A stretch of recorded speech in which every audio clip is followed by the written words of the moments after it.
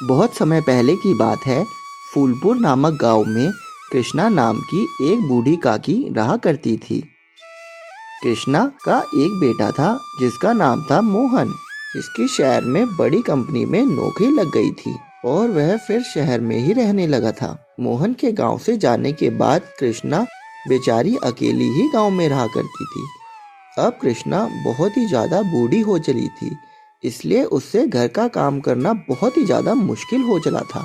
फिर एक दिन अरे, एक महीना बीत गया, ना ही मोहन बेटे का कोई फोन आया और ना ही उसने पैसे भेजे।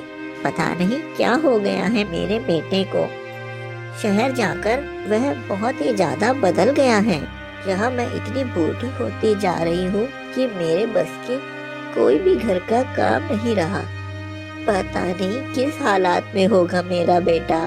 एक काम करती हूँ, उसे फोन करके ही पूछ लेती हूँ कि वह गांव में मुझसे मिलने कब आएगा। फिर कृष्णा अपने बेटे को फोन लगाती है, पर उसका बेटा अपनी माँ का फोन ही नहीं उठाता। अरे ये माँ को भी चैन नहीं है बिल्कुल। जब उन्हें पता है कि इस वक्त मैं अपने ऑफिस में होता हूँ, फिर भी फोन पर फोन करे जा रही है। हाँ, एक तो यह शहर की इतनी टेंशन है और ऊपर से माँ है जो कितनी टेंशन देती है। जरूर पैसे ही मांग रही होगी। हाँ, नहीं उठाता आज फोन, बजने दे फोन को। वहीं दूसरी तरफ कृष्णा बेटे का फोन ना उठाने के कारण बहुत ही ज्यादा दुखी और परेशान हो जाती है और परेशान होकर अपने घर से बाहर चली जाती है। अरे अरे काकी, तू यहाँ इतनी परेशान घर के बाहर धूप में क्यों खड़ी है? क्या हुआ? क्या करूँ बेटा, जब से मोहन शहर चला गया है तब से मेरा तो घर में मन ही नहीं लगता। अब कुछ दिन से तो उसने मेरा फोन ही उठाना बंद कर दिया है। अरे अरे काकी, मोहन को गए तो 2 साल हो गए हैं, उसे तेरी अब कोई फिक्र नहीं। भला ऐसा भी कोई बेटा होता है जो अपनी माँ को ही भूल जाए? 1 साल पहले वह गांव आया था, भला ऐसा भी क्या काम जो अपनी माँ को ही भुला दे? काकी, मुझे उसके लक्षण ठीक नहीं दिखते। बेटा क्या करूं, मैं माँ हूँ ना, मुझे अपने बेटे को देखने का बहुत मन करता है। तू एक काम करेगा मेरा, तू उससे एक बार बात कर और फोन पे उसे यहाँ अपने घर बुला ले। वह मेरा फोन तो उठाता नहीं है, शायद तेरा फोन ही उठा ले। तू मेरे लिए उससे बात करेगा ना बेटा? काकी, भलाई इसी में है कि तू अपने बेटे को भूल जा। उसे तो शहर की हवा लग गई है। लेकिन तू कहती है तो मैं एक बार उसे फोन करके जरूर बता दूंगा। ऐसा कहकर शंभू वहां से चला जाता है। फिर शाम को शंभू मोहन को फोन करता है। अरे मोहन, कैसा है तू? हाँ भाई शंभू। अरे भाई, तूने तो हद ही कर दी यार, अपनी माँ तक का फोन नहीं उठाता। भाई तू इतना कैसे बदल गया? पता है तेरी माँ तुझे लेकर कितनी परेशान है। जरा उस बूढ़ी माँ के बारे में भी तो सोच। तुझे उससे मिले कितने दिन हो गए? पता है आज वह बेचारी रो रही थी। भाई मुझे पता है पैसे की जरूरत हम सबको है, लेकिन पैसे के लालच में हमें इतना भी अंधा नहीं हो जाना चाहिए कि हम अपने माँ बाप को ही भूल जाएं। भाई देख, मैं तुझे सिर्फ समझा ही सकता हूँ। मेरी माने तो तू कल ही गाँव आ जा। हाँ भाई, मैं कल ही गाँव आ जाता हूँ। अच्छा भाई, राम राम। हाँ, ये माँ भी है ना, एक बार फोन क्या नहीं उठाया, पूरे गांव में ही ढिंढोरा पीट दिया। अरे किसी इंसान को कुछ जरूरी काम भी तो हो सकता है। अब कल ही गांव जाना पड़ेगा। हाँ, पता नहीं छुट्टी भी मिलेगी या नहीं, मेरी छुट्टी और खराब हो जाएगी। ऐसा कहकर मोहन सो जाता है और फिर अगली सुबह ही अपने गांव की तरफ चला जाता है और फिर अपने गांव में पहुंच जाता है। माँ, ओ माँ, माँ। अरे बेटा, अरे मेरा बेटा मोहन, मेरे लाल, मेरे बेटा तू आ गया मुझसे मिलने। मेरा बेटा, मैं कब से तेरा इंतजार कर रही थी। मुझे पूरा विश्वास था कि तू अपनी बूढ़ी माँ से मिलने जरूर आएगा। बेटा, बहुत दिन हो गए थे तुझे देखे। देख, तेरी माँ की क्या हालत हो गई है बेटा। मुझे मुझे अब इस गांव में नहीं रहना। तू एक काम कर, मुझे भी अपने साथ शहर ले चल बेटा। मेरे से अब यह काम नहीं होता। मैं बहुत ज्यादा बूढ़ी हो चुकी हूँ। माँ, तू क्या कह रही है ये?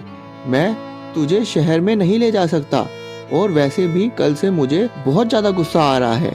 माँ, तुझे पूरे गांव में यह सब बताने की क्या जरूरत थी कि मेरा बेटा मेरा फोन नहीं उठाता, मेरा ख्याल नहीं रखता, पूरे गांव में मेरी बेइज्जती करा दी। कोई इंसान अगर शहर में गया है तो उसे कितनी टेंशन होगी पता है तुझे? मेरी अपनी समस्या ही कम है क्या, जो अब पूरे गांव में मेरी बेइज्जती करा दी? एक बार पैसे देने में क्या देरी हो गई, तूने तो पूरे गांव को ही सर पे चढ़ा लिया।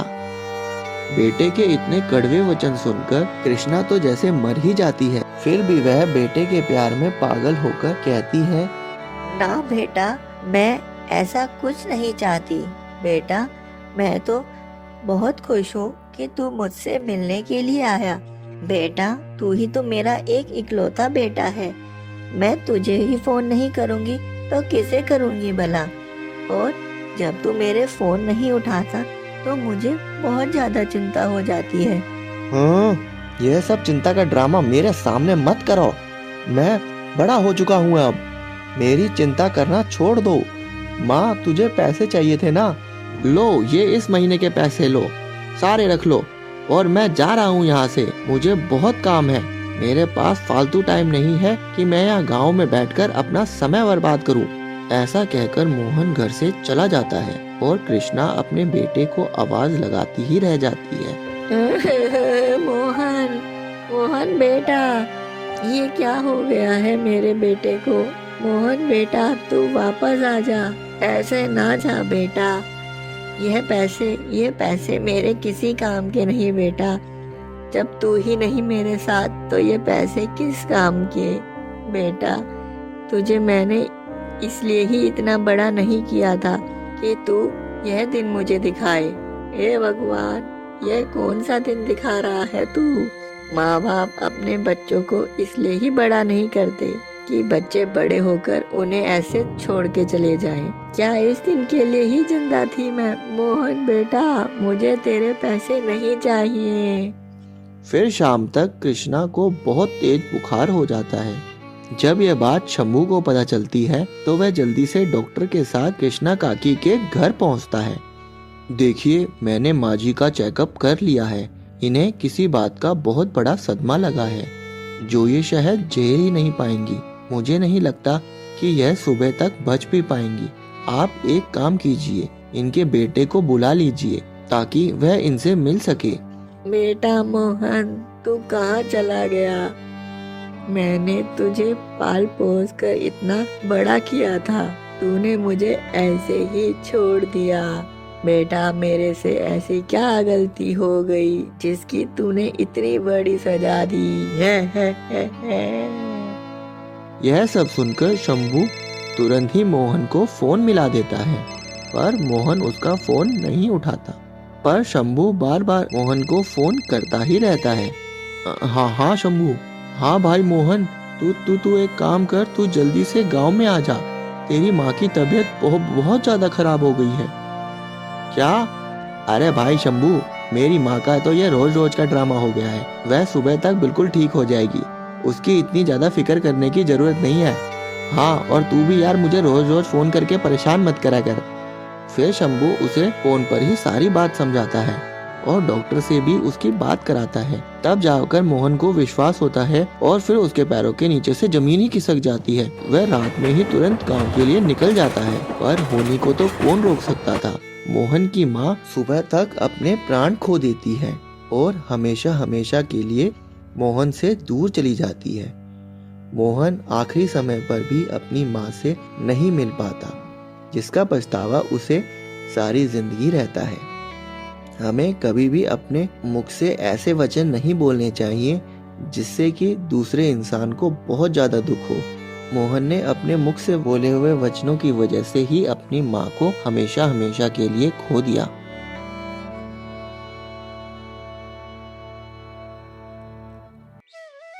एक समय की बात है, चमनपुर शहर में नेहा नाम की बच्ची अपने माता पिता के साथ रहा करती थी। नेहा घर में इकलौती बच्ची थी। इकलौती होने के कारण वह बहुत ही अकेली रहा करती थी। नेहा का कोई दोस्त न था। वह हमेशा यह ही सोचती थी कि काश उसका कोई भाई होता तो कितना अच्छा होता।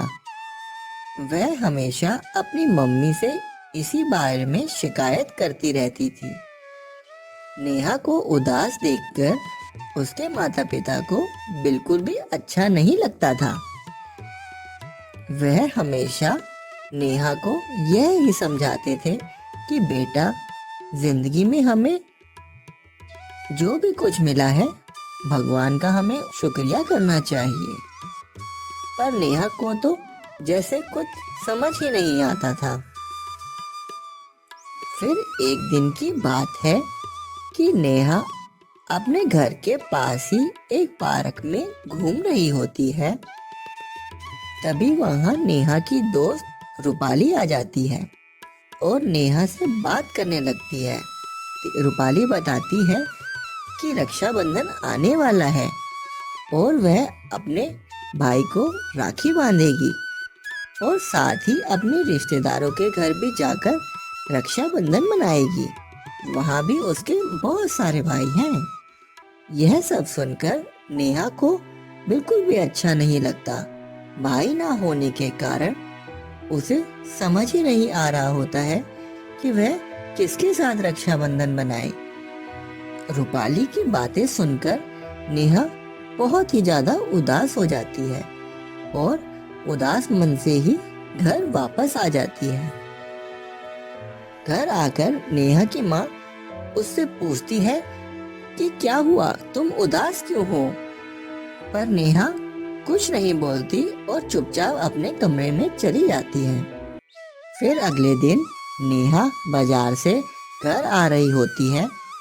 तभी उसके कानों में एक कुत्ते के बच्चे की आवाज आती है, जैसे कि मानो वह मदद के लिए बुला रहा हो। नेहा यहाँ वहाँ देखती है पर उसे कोई नहीं दिखता। फिर उसे अपने सामने एक बहुत बड़ा डस्टबिन दिखाई देता है। नेहा सोचती है शायद वो पपी उस डस्टबिन के पीछे ही फंसा है। वह जल्दी से डस्टबिन की तरफ जाती है। डस्टबिन के पीछे जाकर देखती है तो उसके होश उड़ जाते हैं। डस्टबिन के पीछे एक छोटा सा पप्पी बैठा हुआ होता है, जिसका एक पैर गटर की जाली में फंस गया होता है। यह देखकर नेहा बहुत घबरा जाती है और साथ ही उस पपी को देखकर बहुत दुखी भी हो जाती है और यह सोचती है कि उसकी मदद कैसे करी जाए। फिर वह उसके पास जाती है और पहले तो उसके सर पर हाथ फेरती है और फिर उसका पैर निकालने की कोशिश करती है। ऐसे ही नेहा को 2 घंटे लग जाते हैं पपी की मदद करते करते। आखिर में नेहा अपने मकसद में कामयाब हो जाती है और पप्पी का पैर बाहर निकल आता है। यह सब देखकर नेहा बहुत खुश होती है, पर पप्पी के पैर पर चोट आ जाने के कारण नेहा को पप्पी पर बहुत दया आती है और वह उसे अपने घर ले जाने का फैसला करती है। नेहा पप्पी को उठाकर अपने घर ले आती है।